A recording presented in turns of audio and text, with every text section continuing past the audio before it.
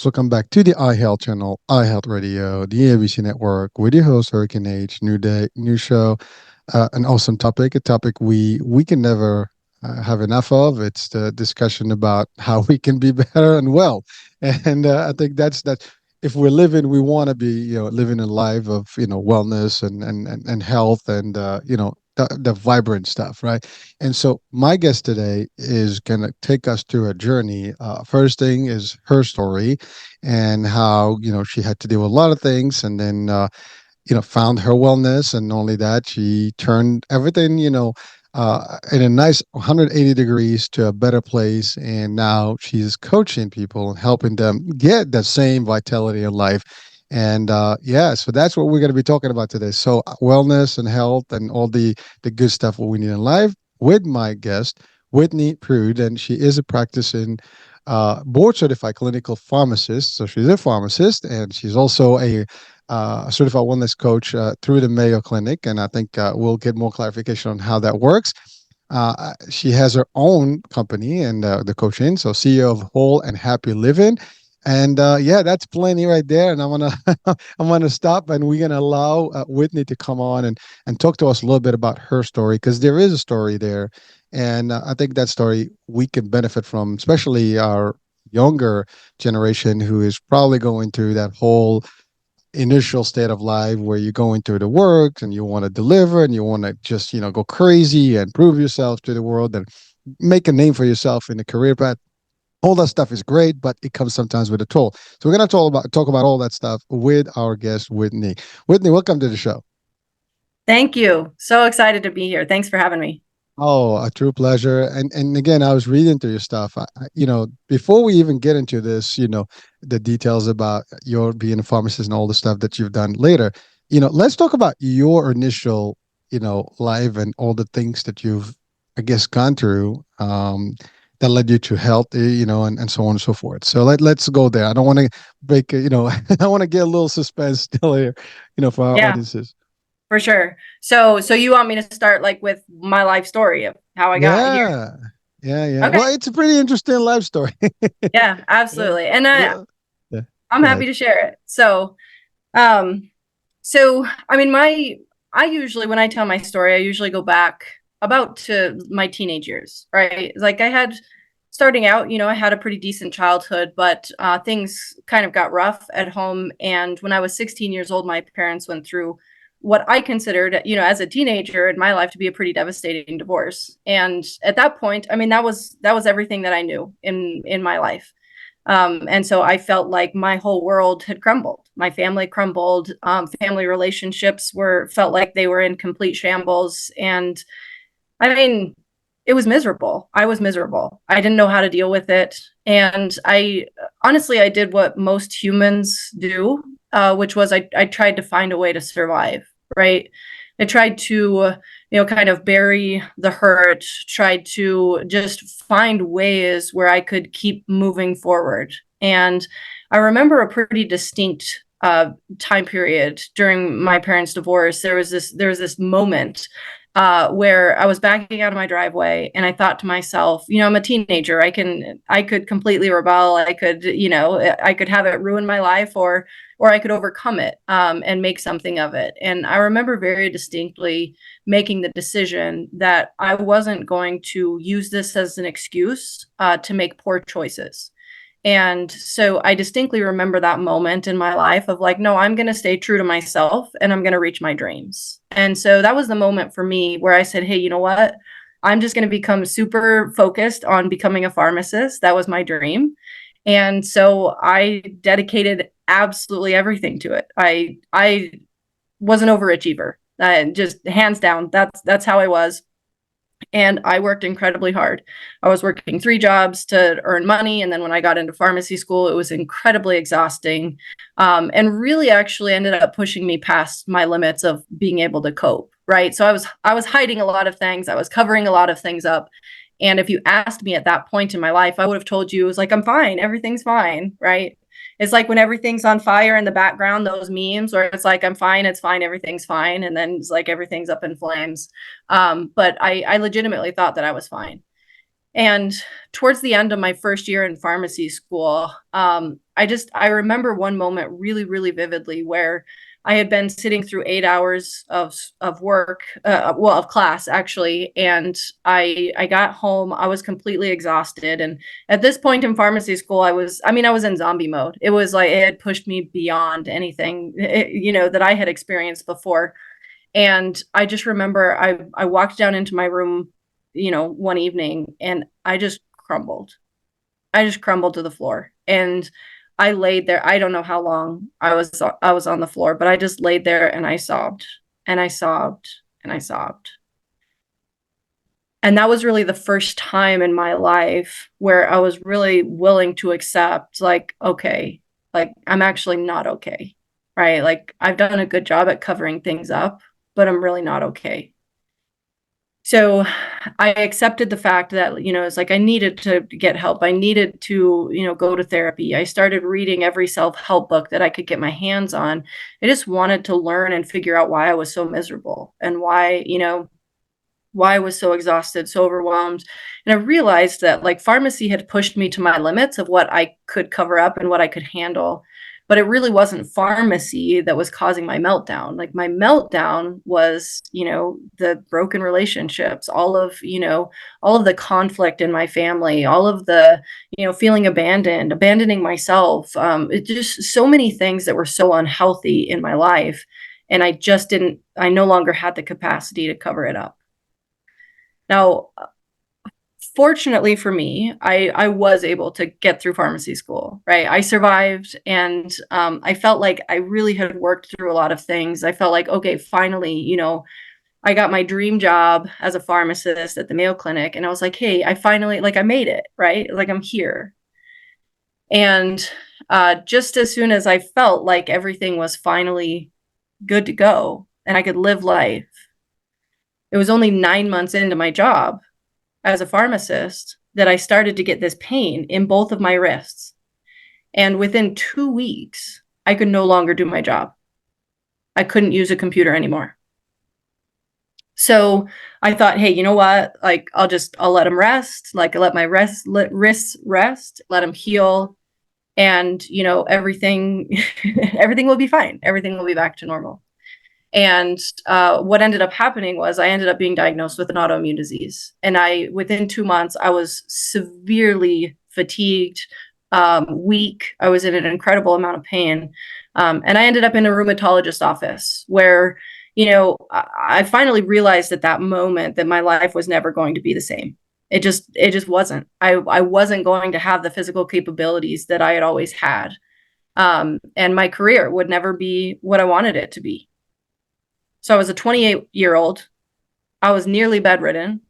I had a $200,000 student loan hanging over my head. And I'm like, what in the world am I going to do now? So that's where I just started, I started searching for, what would I do next? If I can't be a pharmacist, what would I be? And that's where I came upon, public speaking and coaching.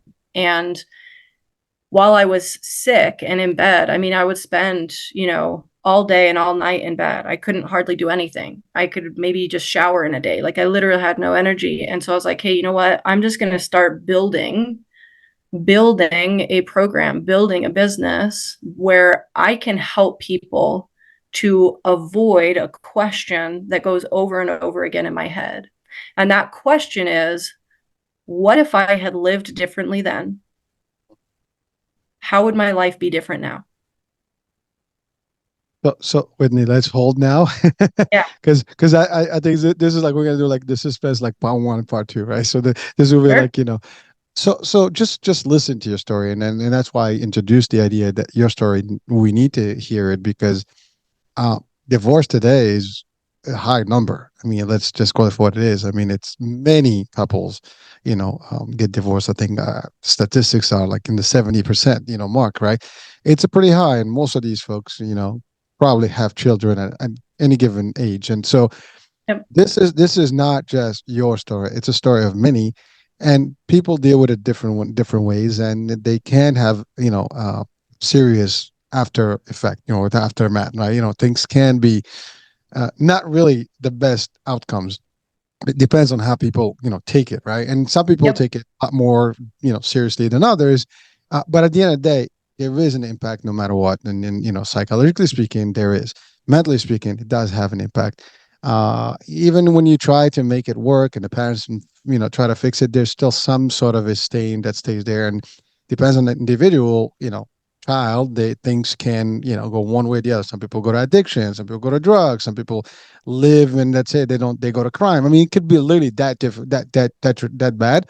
Or it can be, in your case, I'm just gonna go like super, build myself and just kind of like, blank everything out and just do what I gotta do and become this super, person, because I don't want to think. And the reason typically we do that, and we're supposed to do that, or at least our mind says let's do that, is usually just to kind of drown ourselves into something else and just kind of basically never think about the stuff. We just focus on what that's ahead of us. You set a big goal and you go for it, and that tends to help, to a degree. But we overdo things, which is typical for us as humans. When we try to avoid something, we'll do everything opposite not to get there. But then we might just overdo things, and everything that is an extreme usually is not a good thing. I mean, any type of extremism, for anything in life is bad. If we drink too much, we eat too much, we do things, we dance too much, I don't know, whatever we do, work out too much, everything can have an impact on our lives, and probably not in a good way if we go it to the extreme. So you want to have everything moderate in the right, balances. But you did it. And pharmacy, as you said, is not a picnic. I mean, you go to, med school, pharmacy school. I mean, you got to put in the time, the effort, the energy. I mean, it's not easy to become one pharmacist. And I mean, I mean, for me, just personally, I admire pharmacists. Just the fact that you learn all those molecules and how they work and the interactions and this and the other.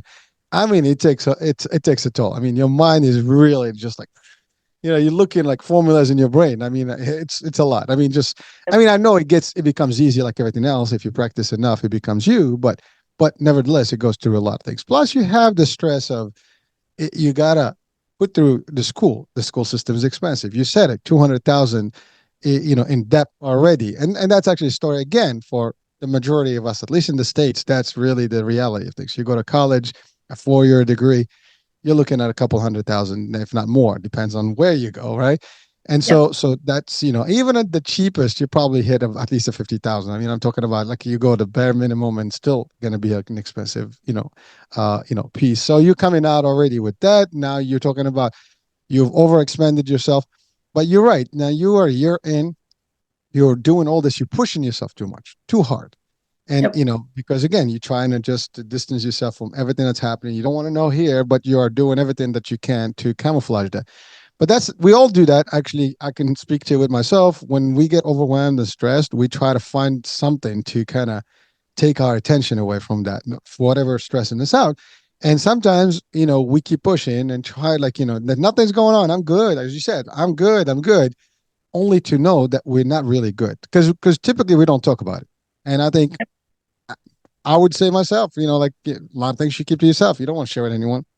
What goes on here, it stays here. And you're like, I can figure this out. I can figure this out.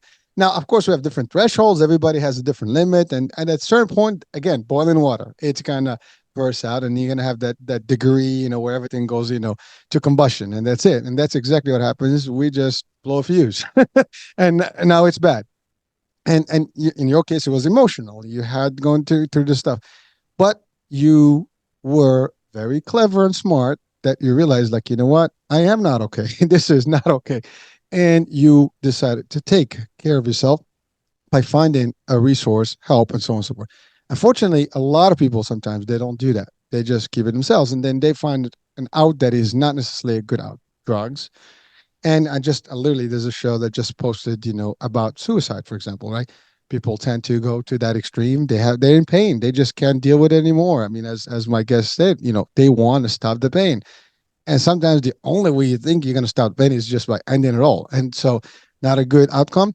And help is always available. The problem, not everybody wants to seek help. Again, it's like, oh, what are people going to think about? We all think about that, right? We all like have this, what are people thinking right now? You and I talking. Someone's going to watch this show like, they're talking, and they're going to criticize whatever. I mean, it's a cool thing. I mean, people unfortunately have opinions, and they're going to have opinions for Yep. eternity as long as they exist. But the thing is, we worry too much about that.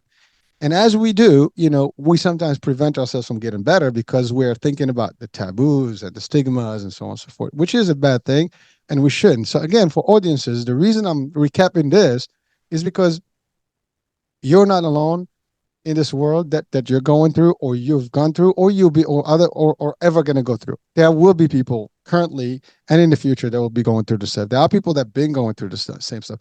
Sometimes listening to a story like yours can at least wake them up and give them a little bit like, hey, listen, it's gonna be okay. We can do better. There is a way out. I can succeed. There is no reason. And the question where we're going to start our part two is, had I lived my life different? Have I done it differently? Could have been a better, person, a better health, and maybe avoided all this autoimmune, for example, in your case. Which, by the way, Yep. again, you push the body to a limit, the body is going to go out of whack, and it's going to start fighting its own self.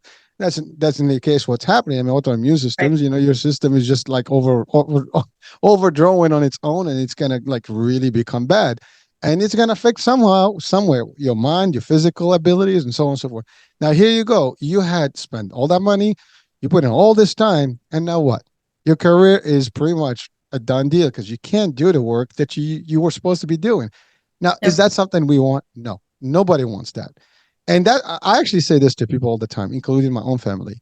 You know, we all go through things. I've gone through things. I'm going through things. Anytime there's always something going on in our lives, right? But I always say this: how good and what good will I do if something happens to me?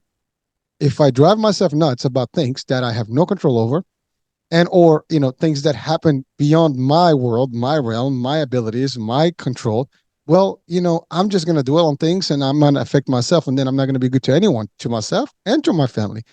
And that's actually what keeps me always motivated and going no matter what happens in my life. A lot of people think like, yeah, dude, you're crazy. I'm not. I'm just a human like everybody else, but I do use this, like, and believe it or not, mental health to me is very important, and as it should be for all of us watching and listening right now, right? We, if we take care of this, the body, we got to take just as much, if not more, on our mental state, because that's actually everything else. You drive everything from your mental. If your mental is not in a place, you will affect the body one way or the other, and it could be bad, and it could be sometimes irreversible. We don't want to go there. But so what I do is I always think positive. I try to think that if I can't control it, there's nothing I can do it, and there's always tomorrow, and nobody knows what tomorrow holds. But I want to live to see a better tomorrow. I want to live healthier to be tomorrow. Because if you're not healthy, again, we hear health is wealth. I mean, this is the iHealth channel, iHealth Radio.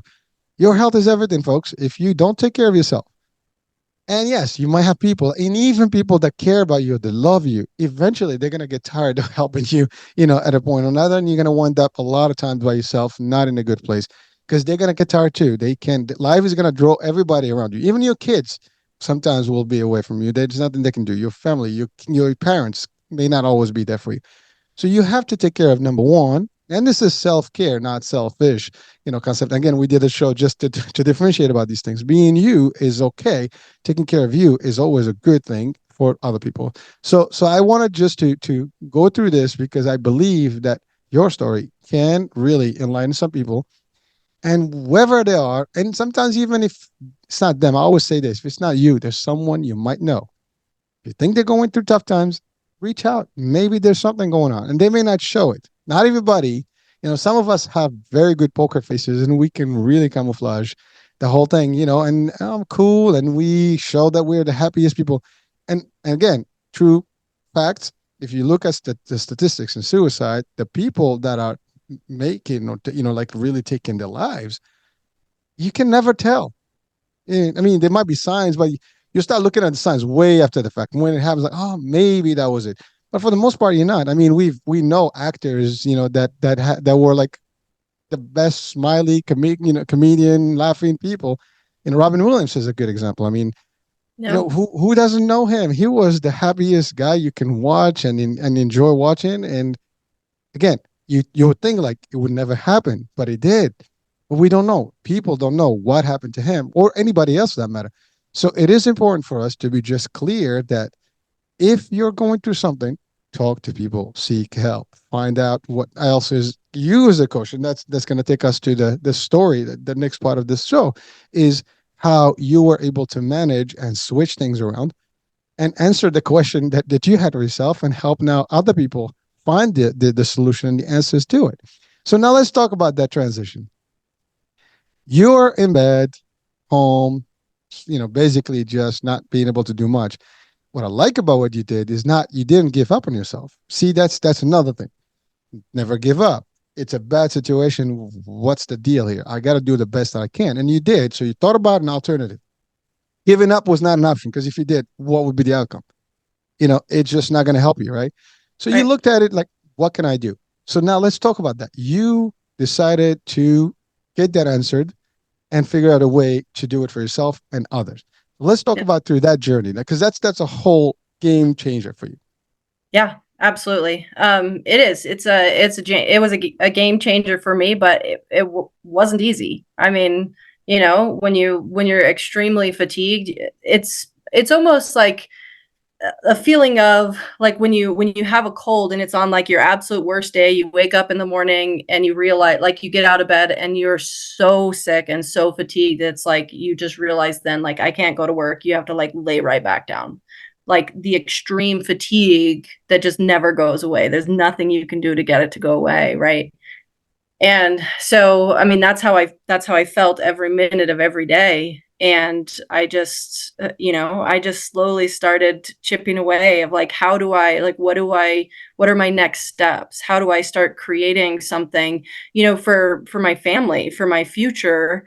I don't want to be on disability for the rest of my life. I don't want to depend on, whatever. Like if I can never work as a pharmacist again and I'm on workers' comp or disability or whatever, like I didn't want that to be my life. I didn't want to always depend on, is somebody else going to take care of me, or are they going to tell me that I don't have any money this month? And so basically what I did is, so I started a business. I started going to Toastmasters. I started really like fine tuning my speaking skills and learning how to be up in front of people. I thought initially, I was like, I want to be a speaker. And then I came across coaching. And the cool thing about that I realized with coaching is I realized I had been coaching my whole life.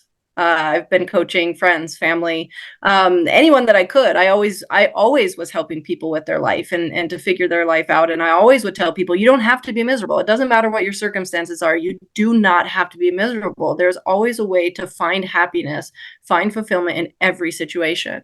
And so I then, so I got into coaching and got my certifications and that sort of thing. And basically what I did at that point is I started to build out this program that took all of it took my medical knowledge and, it's like my nutrition knowledge, and it took my coaching knowledge and coaching psychology. And then, going to therapy and all of my years of all of the self-help books that I had read. And then the journey that I went on is like my own mental health journey. And I took all of this stuff, all of this knowledge, all of this information, and I put it together into a 16-week program so that I could take people on a journey that took me 7 years. I could take them on that journey in 4 months. And that became my program. And that is Whole and Happy Living. I mean, I just the title of, I guess the business itself, is so comprehensive. I mean, whole and happy. I mean, you have to have all those things. You got to be whole and live a happier life. I mean, at the end of the day, we live for a period of time. If you spend most of it not happy, I mean, you're just not enjoying this time in this world, right? So, But transit into that is usually a difficult task. And in your world, I mean, business wise, I mean, going through the stuff, you had your career. And I think that's another thing that I didn't touch on, but you had literally landed one of the best roles you can have in the world of, pharmacists. I mean, plus the Mayo Clinic. I mean, everybody knows what that is. It's a huge, I mean, I use them as a resource personally, and there's plenty of stuff there and a lot of research and a lot of stuff. And being there, it's like you're making a difference as it is. But now all of a sudden, again, the mental toll, just thinking that it's over, I can't do more, this is done for me. It can just be so devastating, right? And by the way, again, that's the other thing. as much as that was your dream, that was your target, that was your goal, and you achieved it, and all this changed, you still use all that knowledge. You figured out a way to take what you could and still make it. I mean, you made what do you call it? One of those ships, like boats, like safety nets, boats, whatever, out of literally a disaster, and made it work as I mean, what do you call it? Lifesavers, whatever those things. Lifeboat, yeah, yeah. Lifeboat, yeah, exactly, lifeboats. And so you turn that into something that can be used, and not only just used, reused by others as a template. And it makes a huge difference. And you do, like you said, I love what you said, that you've done this before. I mean, coaching. And that's the thing. Most of us coach all the time. As a matter of fact, I mentioned opinions. Most of the opinions are always like, hey, well, what, you can't do this, you can't do that. I mean, grab anybody in the street and start having a discussion and tell them you have a situation. Everybody's going to give you an advice, an opinion of some sort. So they kind of coaching you without even knowing. I mean, they try to coach you into something, right? And that's the thing. Like, we all do that, and we do it with our friends, we do it with our family, and even your parents. Sometimes you coach them and you talk to them like, "Hey, Mom, Dad, Mom, you can do it." So it's part of who we are, but it's just like refining fine tuning these things and making them a good practice where you can do and make a difference. Now, question to you: the mental health, you know, was the real root cause of. Well, it's not the root cause. That's the after effect of the family matter, right? Yep. But that impact itself was enough to almost destroy your life.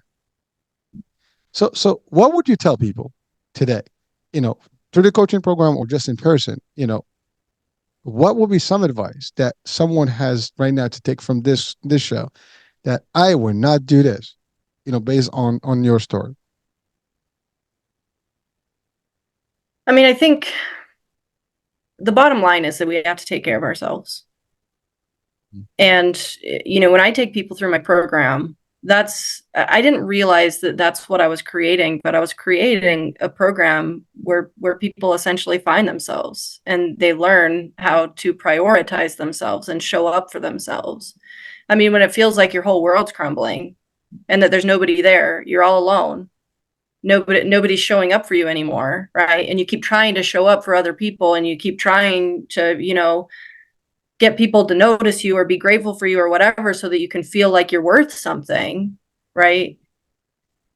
What the ultimate goal is how do we actually find that worth inside of us? How do we get that to come from deep down inside, so that we can actually be the ones to emotionally show up, be the ones to actually meet our own emotional needs, to love ourselves, right? And to realize that it's not selfish to take care of ourselves, to take care of our own health. Why should we take care of everyone else and forget about ourselves? Like, it doesn't make sense. Why do we value everyone else more than we value ourselves, right? And it's because we're trying to feel like we're worth something. So really, the process and the journey that I take people on is finding themselves, finding their true selves, and then defining what they want their life to be. We can actually control all of it. Now, there are things, so I can't change my health, right? I can't make my autoimmune disease go away. But I'm still in control of the fact that, like, I can create a business. I can create an income. I can be happy. I can find ways, even though I can't walk very far. I can't do any of my hobbies. I'm in a wheelchair a lot of the times. I have a handicap pass, all of those things, right?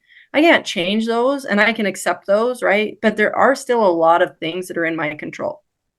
I can choose to lay in bed and do absolutely nothing with my life and be depressed. I can choose that.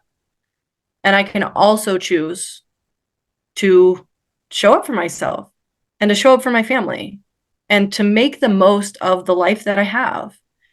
And so, I mean, I think it's pretty cool. Like, genuinely, people that go through challenges and they overcome things, right? And then they push and try to make something of their life. Oftentimes, those are the most inspiring people. They're the people that we look up to. They're the people that are pulling us through, right? I mean, I look at a role model for me of, when I was sick and I was starting a business and I was like, aren't there some celebrities that are like sick or whatever? And so I started looking into Lady Gaga, and that started to become, one of those polling inspirational people that's like, you can still do this when you have a chronic illness. Like, you can still fight, you can still put in the effort, you can still be successful, you can still have a successful life. There are always things that are in your control, but we have to be willing to realize how much we're worth and keep fighting for it. Well, first things first, we are priceless. You are priceless. And that's you. Everybody that's watching, listening, no matter what people say, no matter what people think, no matter what people try to convey, know this: you are. There's no price to any one of us out there. You cannot put a tag number. I mean, yes, humanly speaking, you could, but in reality, that's not the case. And it's really what you put your worth as yourself as well. You set your own, literally unlimited or infinite price, if you want to call it that way. But I love what you said, that you have role models and inspirational stories, out there. You mentioned Lady Gaga. I have to say, you are an inspiration yourself to many, because you said it. You could have chosen the path of, nothing doing, just sitting and relaxing and, just kind of just let life, disappear from your life. Literally, I mean, just kind of like just be not effective for what, for you or anybody else. But he didn't do that. It's the mindset shift. In your case, you chose, no, I can do it. And even if you were not sure, you looked at somebody else that is in a similar condition, that is making it through, and therefore you have, if one person can do it, I can do it. And that's another good example for anyone. Just know this: whatever you put in mind in, if someone else is, one person is doing something, there's a good chance you can do it. You can learn. I mean, we cannot, like, you're a pharmacist. Obviously, I'm not a pharmacist, but if I wanted to go to pharmacy and I'm able to actually go to pay for it and stuff, I mean, 4 years later, 5 years later, whatever it takes, I can still do it. I mean, again, there's different limitations sometimes, but the concept is that you can learn some stuff in life any given point. So just don't give up on yourself. That's really, I mean, I love what you said. You don't give up, because that's really where people go to the extreme end, and they collapse, and then, outcomes are not really happy there. You want to look at it. I mean, listen, even you said, I have a wheelchair, I spend most of the time, I can't change my, that's the other thing. You came in terms with the reality of certain things, and you know that those are not controllables, but everything else is. So you kind of basically remove the bad ones out of the way. And I think a lot of people make the mistakes of really, like, that's where the focus is, like all the stuff that I cannot control versus the things that I can control. And yet, when you did that, you'll find that there's plenty out there that you can still do, that you can make up, and you make adjustments. And by the way, it's easier said than done. Yeah, someone can say, like, well, Hurricane, what do you know about this stuff? Well, believe me, sometimes it's health, sometimes it's financial, sometimes it's family. There's different types of misery that we can all go through at any given point, and it's how we deal with it. You may not know what I'm going through right now. I may not know anybody that's listening and watching what they're going through, but I can tell you the one thing that is the common denominator for all of us: we're going through something, and there is something bad in our lives at any given moment. It's life is just what it is. It's never going to be peachy, folks. It's never going to be just like a nice, cozy, flat, what do you call it? Like surface of water. It's going to have ripples. It's going to have waves. It's going to have, massive, tsunamis that come through. If you think about just the sea, it can be super calm. I cruise a lot, and I've seen all the different levels of that sea, where it's literally a mirror, whether it's a little choppy, and where it's really, like, wavy, like, oh my God. And you know what? That's life. We're going to have a little bit of those. And any given moment, things can change. You can be today happy, and tomorrow life is going to throw you some nice little punches. And it's how you're going to deal with them. Do you take the lesson and learn and make, something out of it? I mean, we have that saying, if life throws lemons at you, make lemonade, whatever. Yep. But really, that works. That concept is as simple as that, but it does. I mean, you are not only giving, first of all, I thank you, because you're pumping me literally personally, because it's amazing to hear that. And that's the other thing. Like, I admire people who actually give the ability, give the opportunity to share their life stories with the world, because they know that they can make a difference in somebody's life. As you said, someone doesn't have to go 7 years and many years through what you have gone. And that's the other thing. Like, why would someone like? 'Cause there are people that can say, you know what, I went through it, let them burn. I mean, we have there's some level of that mentality, but that doesn't give you the same satisfaction if you say, you know what, I can help someone not go through what I went through because I know how bad it is. And frankly, a lot of people who go through hardship sometimes they do things because they don't want other people to go through the same hardship. It's almost like a reaction to like if only someone told me not to do XYZ, you know and now it's my turn, let me tell someone not to do XYZ, hopefully I can make some impact. And that's a big difference in how we operate in life. So again, for me, to you, and to the world, thank you for doing the work you do, and for really, yes, by the way, someone said, well, you created a business. Okay, well, you got to live somehow. You got to survive. I mean, there's no shame in the game of making money, folks. It's legit. It's a good thing, and it's fulfilling because it's not only just generating revenue, it's generating satisfaction. You're helping people. You know, in any business, if you can do these two things, help plenty and get something out of it, and help yourself in the same way. I use this in sales trainings all the time. Let's help. How many people I'm going to help today to help me? Because that's, Exactly. if you help people, you're going to help yourself by default. You don't even have to think about it, right? In the business world. But that's the thing. You got to have something of value. And that makes a difference. So thank you for that. So again, by the way, I did not know Lady Gaga had any health issues. So this is news to me. But there you go. So like I would have never thought, you see, that Right. her, specifically her as an example, that's not something I would have thought about. That shows that someone can literally do a good job, and no matter what they're going through, they can still make it happen. And that's awesome. And I love what, like, you were able to find someone that is literally up there and is doing well for themselves, regardless of their conditions, whatever they may be going through. So thank you. Now, the Mayo Clinic. I just wanted to touch on that. How was that Yep. experience? It was awesome. Honestly. I mean, I only have good things to say. It's an incredible organization. And I mean, there's always, it's like you can get a job anywhere, and you can always find things to complain about, right? Or you can say, oh, it's such a big organization that it's so hard to make changes because it has to go through so many levels. But I mean, the reality is that Mayo has so many resources, and they're so focused on taking care of their employees. So I mean, a big thing that I will always be incredibly grateful for is that as I went through, my health issues and had the disability, they never fought anything once. It's like if I needed anything, if I needed accommodations, they would get me whatever I needed. I needed a scooter to get around the hospital. They got me a scooter. They never once, questioned like, was this actually a work injury? Is this an underlying condition? They just took care of me.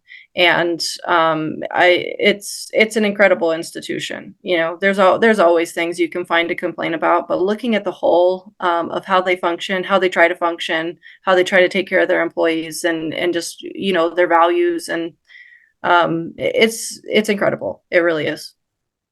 Yeah, and again, like I said, I mean, I use them as a resource. I know they're one of the bigger, sought, institutions for like research and all the stuff. And you get a lot of stuff from them, in terms of, you Yep. just have to Google things. If you're looking for a disease, an illness, some sort of stuff, there's probably an article that's going to have some value there that you can read.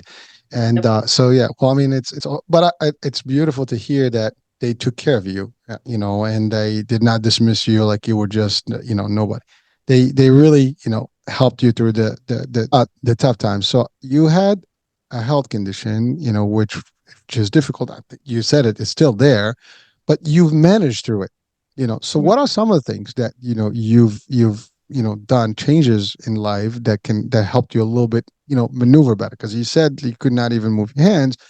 I'm sure things have changed since then, but there Yep. are things that you've, changed, whether it's physical therapy, whether it's nutrition, all the things that you can, share with us for people. Because again, it may not be applicable to everyone, but the concept of it is always going to be the same. Because I think nutrition and healthy habits and healthy behaviors will always be good for all of us.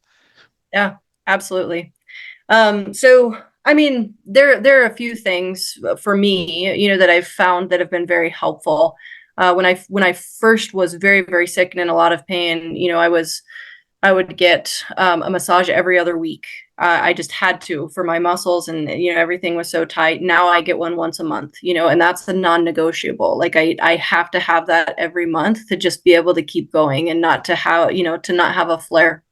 Another thing for me that's a non-negotiable is I actually have to have 10 hours of sleep in order to not be sick throughout the day. So, yeah, I was working part-time as a pharmacist, and I was working full-time in my business, probably more than full-time in my business, right? It's like I'm working a lot, but it's a non-negotiable, right? 10 hours of sleep. That's it. It's never get sacrificed. Otherwise, I can't do what I need to do. The other thing for me, I mean, I really can't exercise, right? So I can't walk very far. I can't stand very long. So I can't do a ton in form of exercise, but I do try to keep my stress low. And then my nutrition is another thing. It's like I eat very healthy. And I have to be careful too, because when you're not moving, like I'm not moving all day long, I could gain weight very, very easily. And so I have to be very careful with my nutrition, and not just like my calorie intake, but being careful with it's like making sure that my body gets the nutrients that it needs, because otherwise, if I don't, I do feel sick. So a lot of times, like, people can eat whatever they want and they don't see immediate, repercussions of that decision. It doesn't work like that for me, right? If I don't sleep, I'm sick. If I don't eat healthy, I'm sick.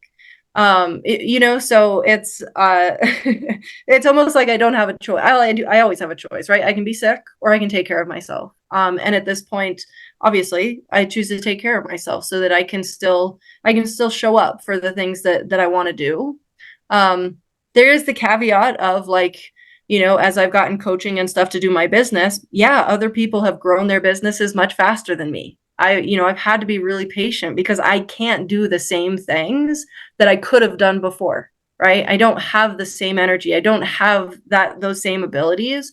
And so I had to be really, really patient and understanding with myself, of like, hey, yeah, I know that, maybe they're getting there twice as fast as I am. But I just, slow and steady. I just had to be consistent, had to be patient with myself, with my condition, and just make sure that I'm taking care of me as number one, and trusting that if I give what I can each day, like, it's going to amount to something. Well, thank you. I mean, that's pretty powerful stuff you just covered there, because you're right. I mean, you have some choices and you have to be careful on how things, because you're right. You may not operate the same way as everybody else. By the way, like you said, I love what you said. Not everybody may not deal with the same things, and sometimes you may take a different time frame for them to have a reaction for whatever behaviors they have. In your case, you can't afford that. You have to be very, tight with everything, your schedule, the way you do it, and to maintain the vitality, and that's it. Now, so that leads me to one question. Yeah, I know they diagnosed you with autoimmune, but did they tell you, like, is there a specific source, things that actually, I mean, was it just the mental stress, or was it like something else that kind of mutated or made the difference that created this autoimmune? Because I hear this all the time. I got diagnosed with autoimmune, but I never hear, like, well, what was the cause for Why? it? Yeah, why exactly? Is that just? I mean, I'm curious, because many people, that they're like, I mean, it can happen to any one of us. Basically, that's all there is. And so, Yep. so we need to know, like, what are some of the triggers that potentially we can avoid. And I guess in your coaching, there's some discussion in that, and we can go there as well. Yeah, absolutely. So for me, there's a couple of different components. It is genetic in my family. So my grandma has something very similar to me, a combination of, like, rheumatoid arthritis and lupus. My aunt has lupus. My cousin has psoriatic arthritis. So it's very there is a genetic component, right? It obviously runs in my family. There is the question, though, of, if I didn't have all of this mental stress, and if I wasn't overachieving and overdoing it to the extreme, would my body have actually ended up, imploding? Whatever you want to say. Like, would it actually have happened to me, right? I'll never know the answer to that question. And I try not to dwell on it, right? It doesn't do me a whole lot of good, but I'm sure there was some components, because I know that as I was going through pharmacy school, there were things that I was dealing with, and like things that would come up where it's like, what is actually happening? But the stress was so extreme, that it's like, I know it was taking a toll on my body. Is that what triggered the autoimmune disease, or would it have happened anyways because of my genetics? I'll never know the answer to that question, right? So was it stress? Probably was a component. Is it genetics? Yes, there is a genetic component. So in essence, I mean, the work that you do today is to really prevent any of the triggers and stressors in the first place, Yep, regardless of whether you're predisposed or not. If we can just do some basic things in life, we might be able to cope, through things and have less of, a potential, I guess, flare in this case that can be, absolutely. detrimental. Yeah. Yep. So your program, you said it's a few weeks. How does that work if someone joins the program, and who are the clients? Yeah. So with the program, how it works is it's 16 weeks long. Okay. And there's a couple of different things that I'm really passionate about. A lot of times when people are like, "Hey, I need to improve my health," or like it's like I'm pre-diabetic, or my cholesterol, or my blood pressure is high, all of those things, it's usually because someone's gaining weight, right? So for me, like, I wasn't gaining weight, I ended up with an autoimmune disease, but the principle is the same, right? There are things going on internally, and in due time, it's going to manifest itself somehow in our physical health. Within my program, a lot of what we do is I try to help people to, number one, get the weight off, right? It's like we're going to improve their health significantly if we can get the weight off. But the problem is that most people get stuck in this cycle. A lot of times food is their coping mechanism. And so even if they do any of these diets that are out there in the world, right, that is like a quick fix, they can lose the weight. But because of the mental and emotional component, because they're always going back to food as a coping mechanism, right, they're always circling back. It's always going to bring you back. Whatever internally is driving your behaviors, your actions, and your decisions, you're always going to come back right where you are. So what we do in the program, yes, we do help people lose weight. Yes, we do help with the nutrition and help, the exercise, and give a lot of coaching to keep people on track. But there's two components that help people to really transform their lifestyle that can last long term. And that's one, overcoming the mental and emotional barriers. Why are you where you are in the first place? What is it that's causing these things? Is it from your childhood? Is it a past relationship you were in? Is it, the way that your parents treated you, or you have low self-worth and you're just trying to accomplish something in the world, so you're always putting yourself on the back burner? There's a million reasons of why we develop certain things that we do and the coping mechanisms that we do. But the reality is that if someone wants to get healthy, and food is their coping mechanism, and they want to lose weight, they're never going to be able to keep it off unless they first address the underlying root cause of why they've gotten there in the first place. And that's what we focus on. We help people to overcome that aspect. We give them all the education that they need to be able to maintain this long term. And then we help them through the weight loss process. That's something. I mean, literally, you hit it right there. I mean, it's a vicious cycle. It just keeps going. Once you're in that, you keep, going back to the same thing. Like, it's easier for me. I just gonna binge, and it gives me a little nice satisfaction, but it's temporary, and then I have to deal with the nonsense that comes with it. But you're right. If you can eliminate why you're even doing that in the first place, you can do it. And this goes to that where you discovered your situation and you had that collapse. You started literally like, it's okay, let me ask, let me figure it out. And that, I mean, unfortunately, I think at that point your body is already starting to get, attacked, on its own, right? I mean, attacking its own. At that point, it probably, maybe that was, you didn't see it then, but I think that was already like a point of no return internally, that it was already triggered. Like, it's like a chain reaction that is just, happening until it's just gonna boom. And now you have the whole aftermath or after effect. So, but I think for a lot of us, that watching right now, listening, your advice is really, hey, listen, there is a way to do this. Let's clear all the bad stuff out and make sure that all the little things that you use to cope with them are not even necessary. Because if you can eliminate that, there is no reason to worry about them. And therefore, you're going to live a happier and healthier life. I mean, again, there's always a risk. I mean, as you said, things could be genetic and they can stop, but can you potentially reduce the risk? Can you potentially, even eliminate even the outcome if that's possible? You can.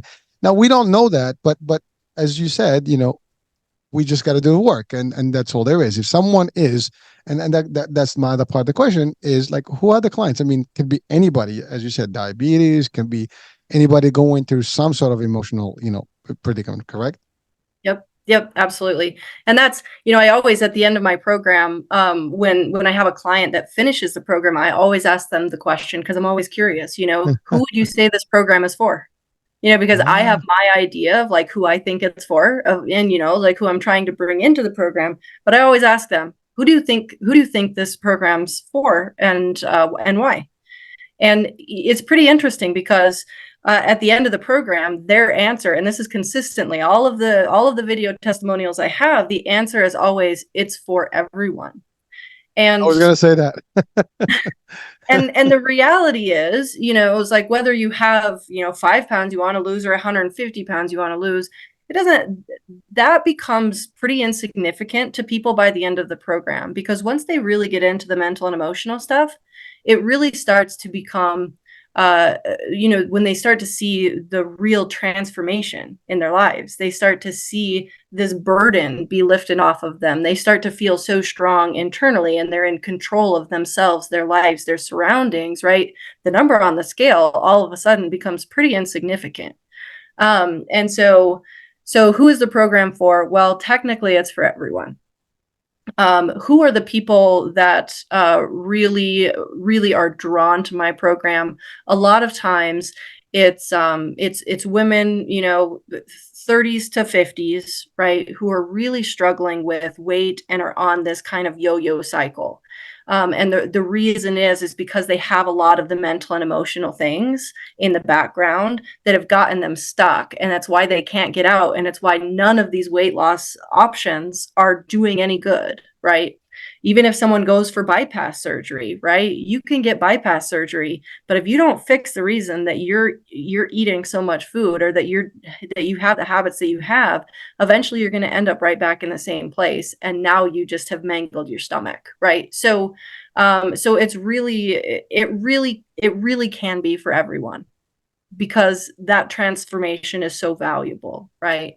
But the people that it draws in is usually those women who are cycling and yo-yoing, and just can't get unstuck. And that's what we do. We really help them to get unstuck and find a true, lasting transformational change.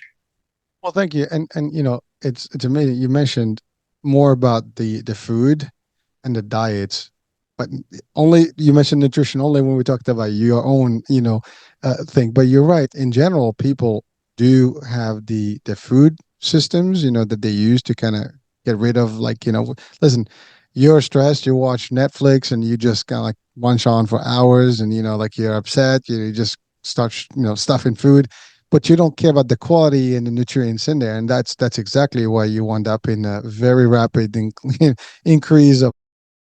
You're right. You can always get a quick fix for a program that's going to drop your weight, instantly, or at least in no time, or you can get those, different diets, but they're not consistent. And by the way, I've had so many shows about nutrition. As a matter of fact, there's one that's coming out this week, and it's the same thing. It's, you want to live a consistent, life. If you go up and down, up and down, up and down, especially when it comes to food and diet, and that it's not going to help, anybody. And that's why people really, sometimes you get tired of it, and then that's it, you give up. Again, we get to that point where, like, I'm tired of all this. Whatever happens, happens. But you don't want that. You never want whatever happens, happens to be the answer, because when it gets to the worst scenario, you're going to wish that it didn't happen, and it will be maybe too late at that point, or more difficult to go back. While you Exactly. can, it's like you Yep. got to do it where you can. Yep. Wow. Well, so now, the program isn't extensive. Now, is that a one-on-one? Do you have sessions? How does that work? So my preference is always one-on-one. And the reason being is because we do the mental and emotional piece. So I do have a group option, and we do small groups um to make it more affordable. Like if somebody can't afford it, it's like very tight financially, like I still want to be able to help them. But the reason that I really am very passionate about either doing small groups or doing one-on-one is because with the mental and emotional piece, it takes a bit of work to really dive in and to figure out what is actually the root cause, and how, what do we need to start doing in our lives, and what tools and resources do we need to use to actually be able to overcome these and to work through them. And the mental and emotional journey is tough, right? It's not easy. And sometimes people are too scared to even touch it. They're like, I'm not doing this because I'm not going there. Like, I don't want to know what's inside, right? And to each their own. But that's why we do the one-on-one, is because it really does. It takes a little bit more. We're really digging, and then we're showing up and giving the support that you need to be able to get through that journey. Is that like a 1 hour session type, or how much is each, those sessions? Yeah, so it depends. It can be anywhere from 30 minutes to an hour. And so usually we'll schedule them as 30. They'll go to usually about 45 minutes. If I have the time and I'm really digging into someone's situation mentally and emotionally, sometimes those sessions go a little bit longer. So it just kind of depends. But when I am genuine about, giving my clients time, and giving them the help that they need. So I don't get on a call and it's like, well, it's 30 minutes, like, see you later. It's like, if we really need to work on something, then, we're going to work on something. And so, I try to set it up that way so that I have the time to be able to dedicate to my clients and my coaches as well. So. Excellent. So after with the work you do, have you found that there are a specific, sets that are very common across every all cases of the roots? I mean, I'm assuming that as you dig in more, you're going to find that we all have similar reasons why we go through what we go through, especially mentally. Yeah. Anything that you want to highlight on that one? There is a very common theme. And Okay. I did not, like I think I mentioned this, I did not expect this when I built my program. I did not expect, like, my program to be all about finding yourself and showing up for yourself. Like, it's truly about building a really deep relationship with yourself internally, to an emotional level, right? That you know how to actually show up for yourself. The common theme of all of the people that I bring into my program is nobody knows how to do it. Everybody's putting themselves on the back burner. We're taking care of everybody else. We're showing up at work. We're overachieving at work. We're trying to please our parents. We're trying to be good enough. We're taking care of our kids. We're doing everything for everybody else. We're super busy, and we're on the back burner. And we've never learned the importance of putting ourselves first. And it's because deep down inside, we've never actually known how to do it. We've never genuinely loved ourselves enough to make ourselves the number one priority. That because we are trained to do that, like to really, I mean, society has taught us that you're supposed to be good for everybody else, right? Yep. And certainly it's frowned upon if you're really just true into yourself. I mean, that's like vanity, you're selfish, you're egoistic. I mean, Yep. and a lot of people don't want to fall into that. So I think, and by the way, you're right. I am a big fan of the idea of taking care of yourself first, because you're not good to anyone if you're bad. If this is damage, you're only gonna damage everybody around you, or at least Yep. have an impact that is negative across everyone, whether it's at work and stuff. And I think a lot of you said that everybody's still trying to figure out, or they haven't been able to figure out because we're not looking into it. Because difficult to have the discussion with ourselves. And as a matter of fact, the last couple of weeks we had a few shows that touch on this topic, and it's amazing how this thing works. I swear to God, it's not even planned; it just happens. But it all kind of links the same way somehow. But the fact is, we don't do the self-talk. We don't do the self-motivation. We don't look at what is working here. How can I improve here? You look at everybody else, and you're right. We want to achieve things, but on the depends of who and what.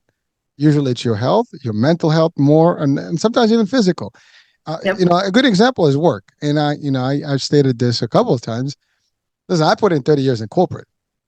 And, as much as I did it because that was my dream, my goal. I wanted to achieve and show that I can do it, and prove to like there was a dream of my mom that for me to make it to a certain level in corporate. But Yep. I've done all that, but there's a satisfaction to that. But then only to realize that no matter what you do, for anybody out there, okay, there will be a time where we will part, and that's all there is. It's life. Yep. Work, even individuals.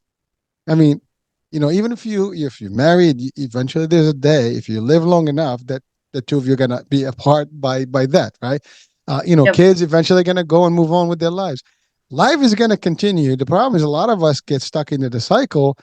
We got time, and we're gonna do more later when I get a little older. And again, we don't have guarantees that we're going to get older too. And if we get older, are we going to be able to do things the way we are supposed to do them at that age? I mean, there's no guarantee. You did not think that this would have ever happened. No one Nope. can ever dream because we don't know the future, right? And we hope for a better future. But our decisions today can, determine how that future is going to look like somehow. We don't know Yep. what it is, but we will literally, cause, an effect concept, in there, because whatever we build today can be, a bad thing for us or a good thing for us. But you're right. A lot of us may not take the time to take care of this. Good example. I mean, I know people that don't travel. They don't do anything. They just work, work, work, work, work, work, work, work. I mean, Yep. like you cannot. We need to decompress. We need to take time for ourselves. We need to do the outings. We need to do certain things because that's how you kind of get a better life. Now, this show is worldwide, so all cultures are different. We have some common themes, but cultures are, vary from one to the other. In the Western world, specifically in the US, we have this like high pace. As a matter of fact, the story about hurricane is that I come from, an environment in New York City of work ethics. And so I worked in Pennsylvania, and the flow was a little less. And so when I used to come into the room, they're like, oh my God, here comes Hurricane H. So that's kind of like the story. But really, we used to a higher pace and faster pace. Yep. And I mean, I compare New York to Pennsylvania, but now you go to a different country, that paces are way different. I mean, the scale is different. You go to Europe, people take the time. They got a couple hours during the day. They got more vacation time. They take their siesta. They do things. They hang out. We don't have that. We eat on the go. We eat junk. We don't have time to go to the gym. We don't have time to do this. We do this. Education is rough because now you're paying for this education that is expensive, and you got to make, you can't fail. All Yep. these things are just meant to actually destroy us slowly but surely. And some of us don't make it to a better place because we destroy ourselves literally. I mean, it's like having a car that you are literally, I mean, this body is just a machine that's operating, and you beat it early on, it's over. You're not gonna last with this body long enough. We need to do better than that. So thank you for sharing that as for our audiences, because I think anyone that's watching and listening, doesn't matter what part of the world, we have to be able to relate to this discussion because it is real. We need to take care of ourselves while be with the hope that we can do better for the others. I mean, that old mask thing in the plane does apply. You Yep. can't help no one unless you got oxygen to yourself, right? So Absolutely. wow, that is interesting because your answer is really the key to everybody's health and well-being is Yep. really take care of yourself. 100%. And you think, it's as simple as that. And people are like, I can't do it. But simple things sometimes are more difficult to come, about in our minds, right? We can't handle them sometimes. It's amazing. They work. Yeah. Yeah. Well. So. Thank you so much, Whitney. I mean, this your story, and you truly, again, I meant it when I said it. You're an inspiration, and you're giving hope to a lot of people, and definitely, I hope that people can reach out to you because first of all, you can relate to this whole thing yourself because you've gone through difficult times, years and years, and you can help people really not even get through that. If you feel that you have some problems and you're not sure, you do reach out. Whitney can assist. Reach out to her. You can have a whole happy living, style as easy as 16 weeks. if you apply, of course. And that's the other thing. Now, do you believe that people have to have the will to make a difference? Because if they don't have that, or the drive, it's not going to work. Yep. You got to want it.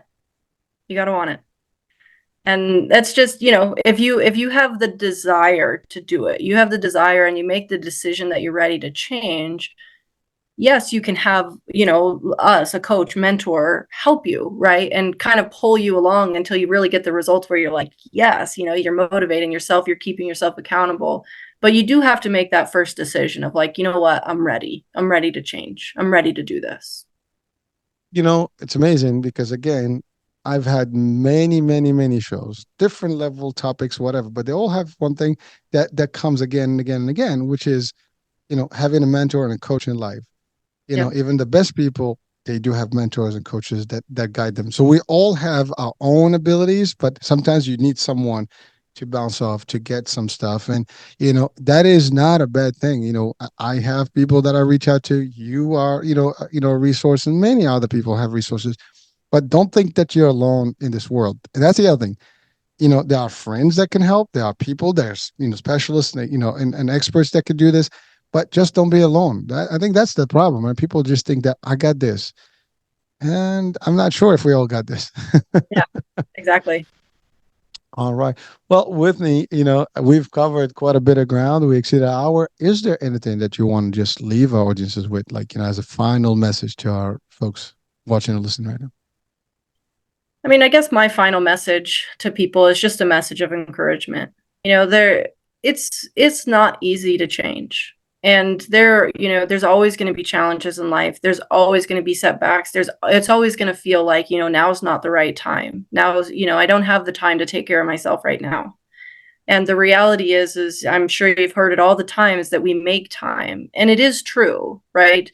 I always, I'll always have people, and in my program, I have my clients write out their priorities. What are your priorities, number 1 to 5, right?